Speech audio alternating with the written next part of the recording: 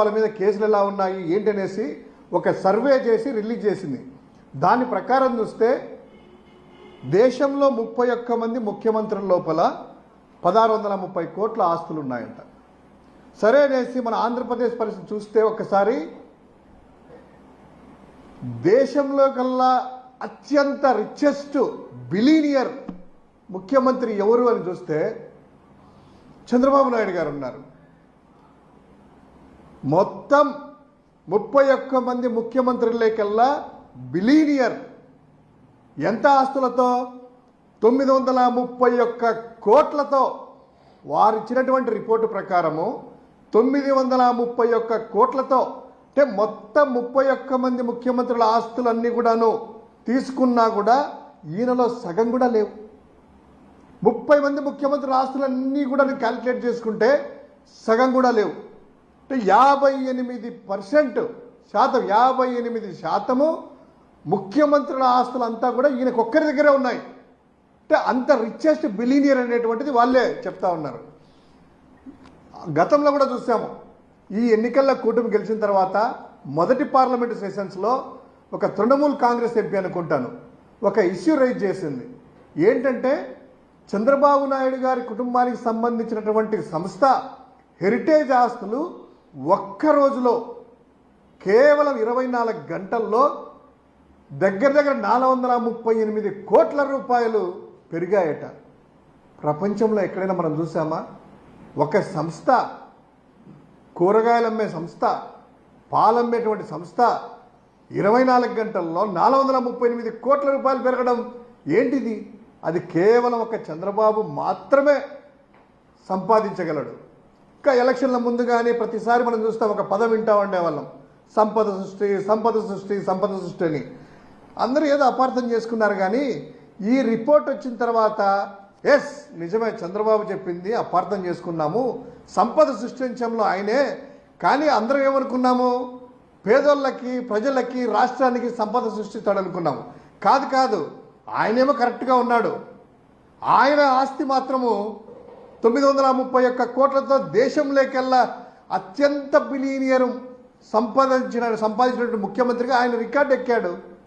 అదేవిధంగా గతంలో మనం చూసాము, ఆయన బీదర్పులు ఎలా ఉండేటంటే నా చేతికి వాచి లేదు, నా వేలికి ఉంగరం లేదు అని పదే చెప్పేవాళ్ళు. పేదోళ్ళందరూ పాపం రా ముఖ్యమంత్రి, ఏదో ఆయన కూరగాయలు అమ్ముకుంటున్నారు, హెరిటేజ్లో పాలు అమ్ముకుంటున్నారు, వాచి లేదు ఉంగరం లేదు అనుకునేవాళ్ళు ఆయన బీదర్పులని. కానీ ఈరోజు ఈ యొక్క అఫీషియల్ డాక్యుమెంట్ చూస్తా అంటే తెల్లమవుతుంది. అయ్య బాబోయ్ ఎంత మోసపోయాం మనము, చంద్రబాబు గారు భలే బురుడి కొట్టించాడు, వాచి లేదు ఉంగరం లేదంటే పాపం ఆయన ఏదో కూరగాయలు అమ్ముకొని పాలు అమ్ముకొని బతుకుతున్నారు అనుకున్నాం మనలాగే. కానీ ఆయన చెప్పేదంతా కూడాను కేవలం మీడియాకు మాత్రమే, ప్రజలకు మభ్యపెట్టడానికి అనేటువంటిది. తర్వాత పలు సందర్భాలు ఆయన చెప్పాడు, నాకు 1,00,000 కోట్ల ఆస్తులు ఉన్నాయని. పేపర్లలో మిగతా దగ్గర చూస్తూనే ఉన్నాము.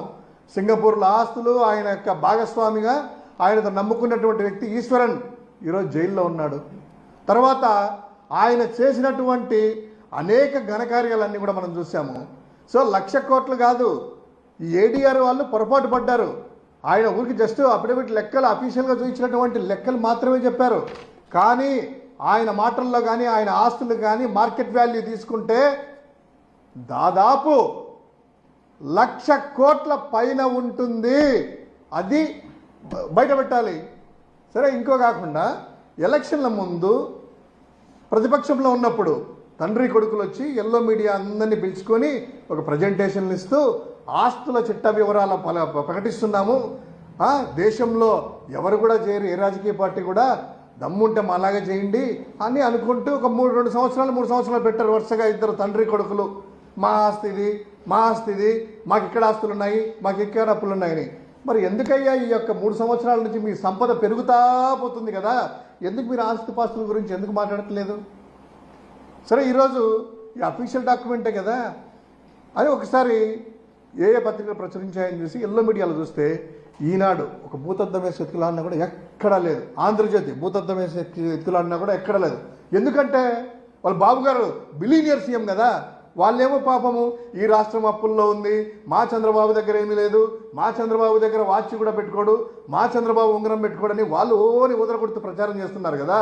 ఇవన్నీ చెప్తే కనుక ప్రజలకు నిజాలు తెలుస్తాయని ఎక్కడ ఒక అక్షరం కూడా రాయలేదు. వార్తగానే రాయాలి కదా, వార్తే కదా, చంద్రబాబును ఆకాశానికి ఎత్తుతారు కదా. ఇప్పుడు రికార్డు కూడా అండి ఇది. మొన్న చూసాం, మొన్న ఒక ఆంధ్ర తెలుగు క్రికెటరు ఆస్ట్రేలియా మీద అనుకుంటా ప్రపంచంలోనే సెంచరీ, అంటే 8వ బ్యాట్స్మెన్గా దిగి సెంచరీ కొట్టి రికార్డు కొడితే తెలుగు కూడా గర్వపడ్డాం.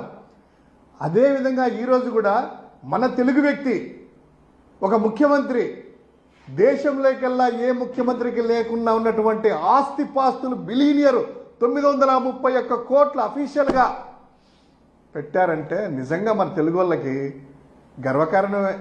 ఏదైనా చంద్రబాబుకే సాధ్యం. రాష్ట్రాన్ని అప్పుల ఊబిలో ముంచాలన్నా చంద్రబాబుకు సాధ్యము. తన ఆస్తులు ఒక 24 గంటల్లో 500 కోట్లు రైజ్ చేయించాలని ఆయనకే సాధ్యము. దేశంలోకెల్లా ముఖ్యమంత్రులందరికల్లా అత్యంత బిలియనర్ కావాలని ఆయనకే సాధ్యము. ఇది చంద్రబాబు గారి ఘనకార్యాలు. ఎల్లో మీడియాని కాస్త సిగ్గు తెచ్చుకోవాలి. వార్తన్నా కూడా ప్రచురించండి. మీ చంద్రబాబు దేశంలోకెల్లా బిలియనర్ అయ్యా, మామూలు వ్యక్తి కాదు. ఆయన ముఖ్యమంత్రులు అందరూ కలుపుకుంటే పాపం అందరు కలిపి 1630 కోట్లు అయింది, కలుపుకున్నా కూడా, ఈయనది కలుపుకున్నా కూడా. కానీ ఇది ఒక్కరిదే 931 కోట్లు. సగం కూడా లేరు అందరూ కలిసి. 58% ఈయన ఒక్కడే సంపాదించి పడేశాడబ్బా. అది రికార్డ్ అంటే. చాలా గొప్పగా ఉంది ఈ అవినీతి సొమ్ము ఇవన్నీ కూడాను.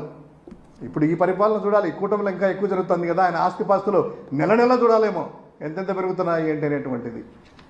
సో ఈ విధంగా ఏడీఆర్ ఎన్ఈడబ్ల్యూ సంస్థ ఇచ్చిన ప్రకారము వాళ్ళు పొరబడ్డారని నేను అనుకుంటున్నాను. ఈయన ఆస్తిపాస్తులు 1,00,000 కోట్ల పైనే ఉన్నాయనేటువంటిది మా యొక్క అభిప్రాయం. ఆయన మాటలో 1,00,000 కోట్లు ఉన్నాయి. ఇది చంద్రబాబు గారి ఘనత.